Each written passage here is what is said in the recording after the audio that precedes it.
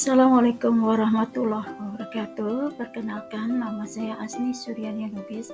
Kali ini saya akan memberikan aksi nyata perencanaan pembelajaran.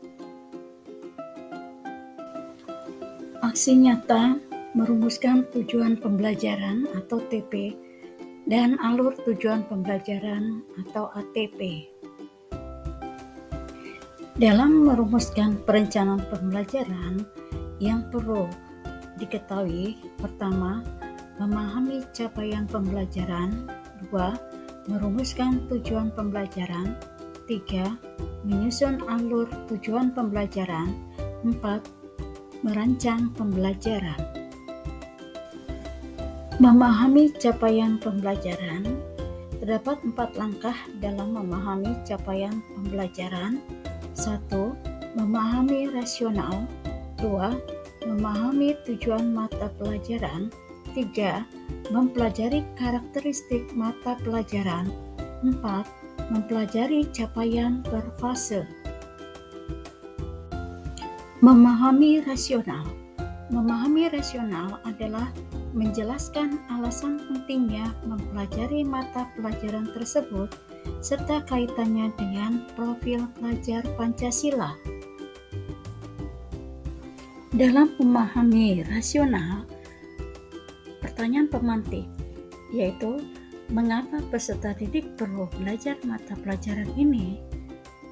Apa fokus utama yang ingin dicapai dari mapel ini? Bagaimana mapel ini berperan dalam mewujudkan profil pelajar Pancasila? 2. Memahami tujuan mata pelajaran. Memahami tujuan mata pelajaran yaitu menjelaskan kemampuan atau kompetensi yang dituju setelah peserta didik mempelajari mata pelajaran tersebut secara keseluruhan. Pertanyaan pemantik dalam memahami tujuan pembelajaran yaitu kompetensi apa saja yang perlu dimiliki peserta didik untuk sampai dicapai pembelajaran akhir fase. Dalam hal ini, maka akan memperoleh suatu jawaban, mengembangkan ketertarikan, berperan aktif, mengembangkan keterampilan inquiry, mengerti siapa dirinya, memahami prasyaratan, mengembangkan pengetahuan dan pemahaman konsep. 3. Mempelajari karakteristik mata pelajaran, yaitu menjelaskan apa yang dipelajari dalam mata pelajaran tersebut, serta elemen-elemen atau domain atau strengths yang membentuk mata pelajaran dan berkembang dari fase ke fase. Pertanyaan pemantik yang bisa diberikan yaitu apa karakter serta elemen dari mata pelajaran ini? Dalam pembelajaran IPAS memiliki karakter yang dinamis yang senantiasa berkembang. Ada 2 elemen utama dalam pembelajaran IPAS, yaitu pemahaman IPAS. Dengan menguasai ilmu pengetahuan, kita dapat melakukan banyak hal untuk menyelesaikan banyak permasalahan atau menghadapi tantangan yang ada. Keterampilan proses, kita dapat mempelajari mengenai peran keterampilan inquiry dalam pendidikan sains. Elemen keterampilan proses menjadi kompetensi yang perlu dimiliki oleh murid untuk menunjang pemahaman sains. Bisa terlihat di sini 6 keterampilan proses: mengamati, mempertanyakan dan memprediksi, merencanakan dan melakukan penyelidikan, memproses dan menganalisis dan informasi, mengevaluasi dan refleksi, serta mengkomunikasikan hasil. Mempelajari capaian per fase, yaitu kompetensi yang harus dicapai dalam satu fase. Capaian per fase disampaikan dalam 2 bentuk, yaitu secara keseluruhan dan capaian per fase untuk setiap elemen. Pertanyaan pemantik yang dapat kita gunakan, apa yang akan dipelajari di fase ini? kata-kata kunci apa yang penting dalam CP? Dari alur ini bisa kita lihat, yang pertama kita memahami CP, kemudian merumuskan tujuan pembelajaran, lalu menyusun alur tujuan pembelajaran dari tujuan pembelajaran, selanjutnya merancang pembelajaran. Setelah kita memahami CP, selanjutnya kedua, merumuskan tujuan pembelajaran. Di mana dalam merumuskan tujuan pembelajaran, ini yang perlu kita pahami, dalam merumuskan tujuan pembelajaran, konsep atau topik yang dipelajari, konteks lingkungan pembelajaran, karakteristik peserta didik, dan karakteristik mata pelajaran.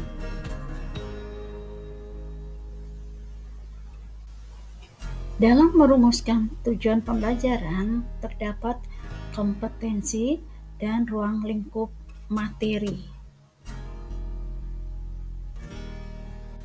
Kompetensi yaitu kemampuan atau keterampilan yang perlu ditunjukkan atau didemonstrasikan oleh peserta didik. Untuk menentukan kompetensi, kita bisa menggunakan beberapa pertanyaan panduan seperti: secara konkret, kemampuan apa yang perlu peserta didik tunjukkan? Tahap berpikir apa yang perlu peserta didik tunjukkan?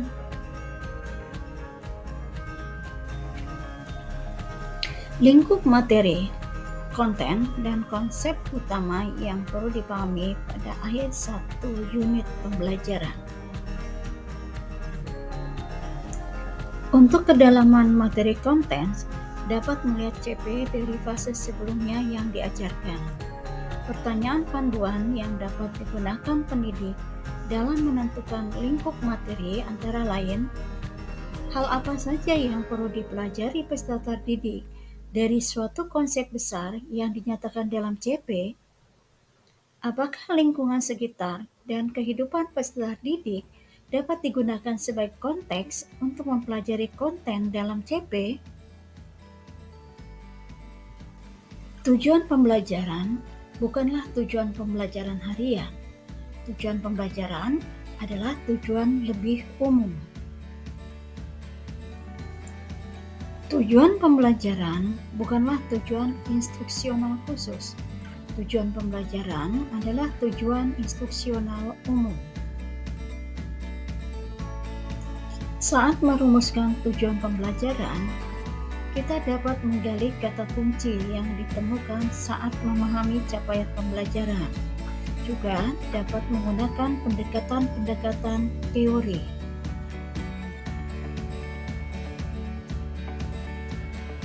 Inilah pendekatan-pendekatan yang bisa digunakan dalam merumuskan tujuan pembelajaran. Silakan digunakan, bisa menggunakan taksonomi Bloom, Diggers, dan Wiggins atau Marjona.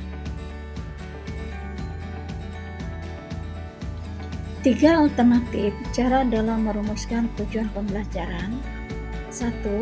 Merumuskan tujuan pembelajaran secara langsung berdasarkan CP. 2. Merumuskan tujuan pembelajaran dengan menganalisis kompetensi dan lingkup materi. 3. Merumuskan tujuan pembelajaran lintas elemen. Contoh merumuskan tujuan pembelajaran secara langsung berdasarkan CP dalam mata pelajaran kimia fase E. Maka dari elemen CP kita copy paste ke dalam kolom elemen pemahaman kimia setelah keterampilan proses. Kemudian capaian pembelajaran atau CP-nya di copy paste dalam kolom CP. Kemudian kita buat tujuan pembelajaran atau TP. Setelah itu kita tandai kompetensinya dengan warna merah. Setelah kontennya atau materinya kita tandai dengan warna biru. Lalu kita susun tujuan pembelajarannya di dalam kolom tujuan pembelajaran. Kita lihat lingkup materinya atau kedalaman dari materinya. Maka bisa disusun dari materi yang tujuan pembelajaran lebih awal dulu dicapai sampai dengan akhir dari tujuan pembelajaran yang akan dicapai. Contoh alternatif kedua merumuskan tujuan pembelajaran dengan menganalisis kompetensi dan lingkup materi pada CP.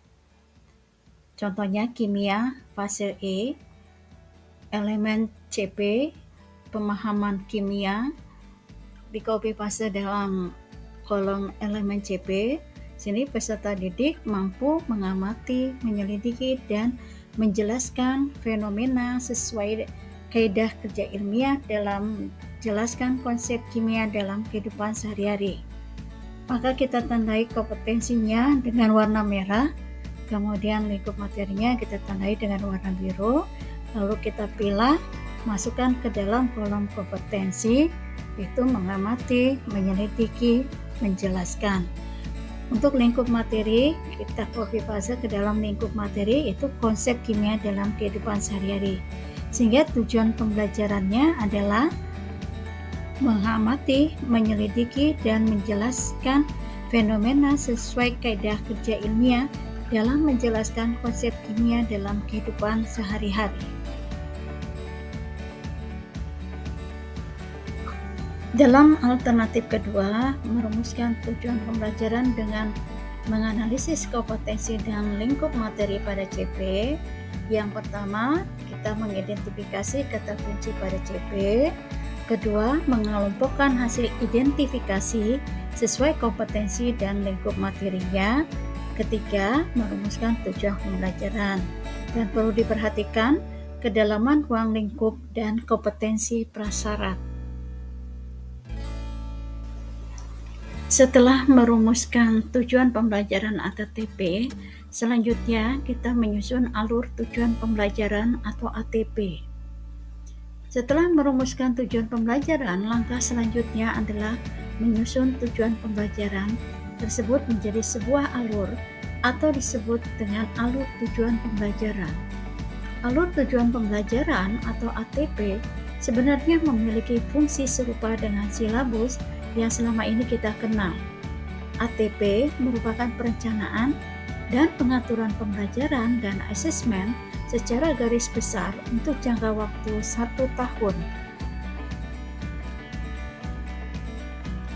Prinsip menyusun alur tujuan pembelajaran atau ATP.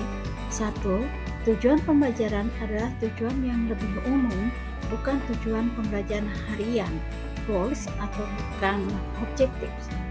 2. Alur tujuan pembelajaran harus tuntas satu fase, tidak terpotong di tengah jalan. 3. Alur tujuan pembelajaran perlu dikembangkan secara kolaboratif. Apabila guru mengembangkan, maka perlu kolaborasi guru lintas kelas atau tingkat dalam satu fase. 4. Alur tujuan pembelajaran dikembangkan sesuai karakteristik dan kompetensi yang dikembangkan setiap mata pelajaran. Oleh karena itu, sebaiknya dikembangkan oleh para pakar mata pelajaran, termasuk guru yang mahir dalam mata pelajaran tersebut. 5. Penyusunan alur tujuan pembelajaran tidak perlu lintas fase, kecuali pendidikan khusus. 6. Metode penyusunan alur tujuan pembelajaran harus logis, dari kemampuan yang sederhana ke yang lebih rumit, dapat dipengaruhi oleh karakteristik mata pelajaran, pendekatan pembelajaran yang digunakan. 7. Tampilan tujuan pembelajaran diawali dengan alur tujuan pembelajaran terlebih dahulu, baru proses berpikirnya. Misalnya menguraikan dari elemen menjadi tujuan pembelajaran, sebagai lampiran agar lebih sederhana dan langsung ke intinya untuk guru. Ke-8, karena alur tujuan pembelajaran yang disediakan Kemendikbudristek merupakan contoh, maka alur tujuan pembelajaran dapat bernomor atau huruf untuk menunjukkan urutan dan tuntas penyelesaiannya dalam satu fase. 9. Alur tujuan pembelajaran menjelaskan 1. Alur tujuan pembelajaran tidak bercabang, atau tidak meminta guru untuk memilih. Apabila sebenarnya urutannya dapat berbeda, lebih baik membuat alur tujuan pembelajaran lain sebagai variasinya. Urutan atau alur proses jelas sesuai pilihan atau keputusan penyusun, dan untuk itu dapat diberikan nomor atau kode. 10. Alur tujuan pembelajaran fokus pada pencapaian CP, bukan profil pelajar Pancasila, dan tidak perlu dilengkapi dengan pendekatan atau strategi pembelajaran atau pedagogi. Tabel ini bisa digunakan untuk cara menyusun tujuan pembelajaran menjadi alur tujuan pembelajaran, mulai dari pengurutan dari yang konkret ke yang abstrak, pengurutan deduktif, pengurutan dari yang mudah ke yang lebih sulit, pengurutan hierarkis, pengurutan prosedural, dan scaffolding. Silakan dipelajari tabel ini. Jadi untuk alur tujuan pembelajaran dimulai dari awal fase sampai dengan akhir fase. Di sini tujuan pembelajaran 1, tujuan pembelajaran 2 sampai tujuan pembelajaran yang ke N, sehingga akhirnya menjadi akhir dari suatu fase. Contoh alur tujuan pembelajaran atau ATP kimia. Pertama ditulis nama penyusun, kemudian institusi, fase, elemen, kemudian dimensinya. Lalu capaian pembelajaran pada akhir fase E. Kemudian dibuatkan kolom elemen capaian pembelajaran atau CP. Sini ada pemahaman kimia dan CP-nya di copy paste. Ini tadi tujuan pembelajaran sudah kita buat pertama. Kemudian dari tujuan pembelajaran menjadi alur tujuan pembelajaran sesuai dengan kedalaman materinya. Lalu dari alur tujuan pembelajaran di sini untuk aksi nyata ditambahkan asesmen dan metode pembelajarannya apakah sesuai dengan tujuan pembelajaran. Jadi itu membuat alur tujuan pembelajaran untuk alternatif yang pertama. Demikian aksi nyata perencanaan pembelajaran, merumuskan alur tujuan pembelajaran atau ATP dan merumuskan tujuan pembelajaran atau TPP. Mudah-mudahan bermanfaat. Sekian, terima kasih. Wassalamualaikum warahmatullahi wabarakatuh. Salam bahagia.